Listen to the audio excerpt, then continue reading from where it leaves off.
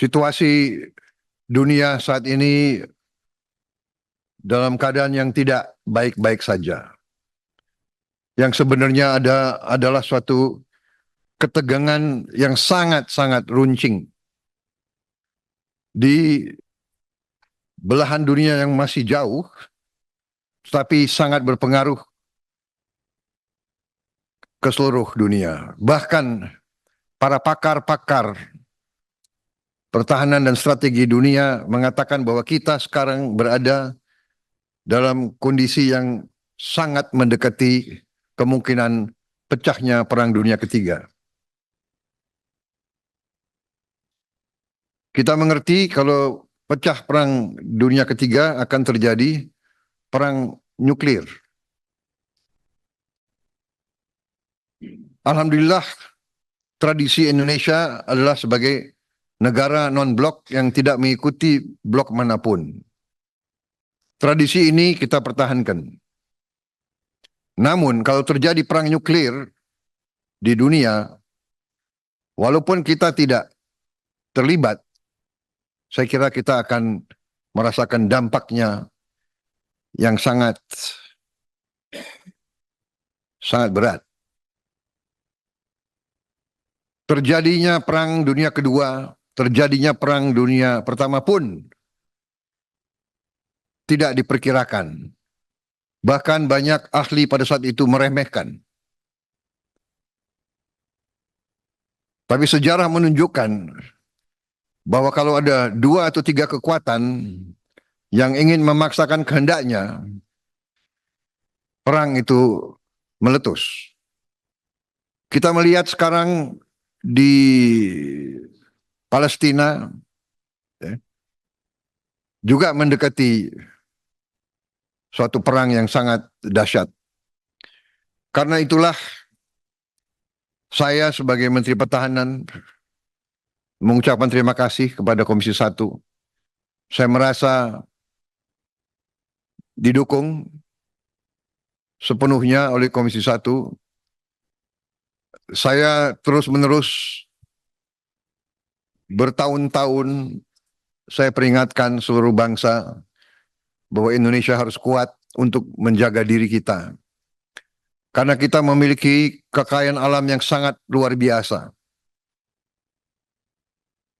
Walaupun kebocoran masih terus berjalan dengan sangat besar, tapi masih kekayaan kita luar biasa. Dan kekayaan ini menjadi inceran bangsa-bangsa lain. Karena itu saya sangat menghargai Komisi 1 yang berasal dari berbeda-beda, fraksi yang berbeda-beda, tetapi menempatkan kepentingan bangsa dan rakyat selalu di atas. Kita berbeda latar belakang, kita berbeda partai politik, tapi kita tidak boleh lupa bahwa kita semuanya adalah anak-anak Indonesia. Kita sebagai pemimpin punya tanggung jawab kepada rakyat Indonesia. Karena itu,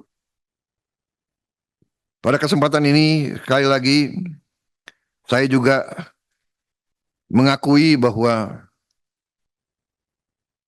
kehendak kita, cita-cita kita untuk memiliki pertahanan yang sangat kuat masih belum tercapai. Karena kita mendahulukan kesejahteraan rakyat. Pengeluaran anggaran pertahanan kita sebagai perbandingan terhadap produksi domestik bruto kita, PDB kita, salah satu terendah di kawasan Asia. Tidak sampai 1%, 0,89%. Saya baru pulang dari Manila, Filipina saja sekarang sudah 1,8%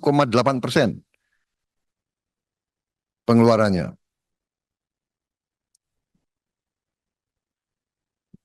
Memang pertahanan sangat mahal.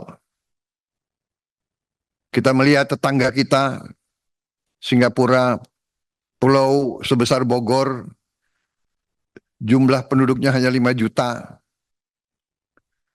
Mereka bersedia mengeluarkan anggaran pertahanan 3% dari GDP mereka. pulau yang demikian kecil menilai kemerdekaan mereka begitu penting. Ini saya kira akan menjadi PR kita bersama ke depan. Komisi 1 yang akan datang, saya yakin juga akan meneruskan apa yang sudah saudara rintis. Kami dari Kementerian Pertahanan ingin mengucapkan terima kasih yang sebesar-besarnya atas kerjasama. Walaupun di awal-awal cukup menegangkan, tapi saya kira ini bagian dari demokrasi. Kita harus siap untuk menghadapi wakil-wakil rakyat. Tetapi kita juga perlu mengerti bahwa pertahanan ini terlalu penting untuk kita bahas secara terbuka. Untuk itu saya ucapkan permohonan maaf saya kepada media yang sering harus menunggu di luar pada saat kita membahas. Tapi ujungnya pun media kita pasti tahu hasil pembahasan kita. Apapun yang kita bicara pasti bocor. Ya.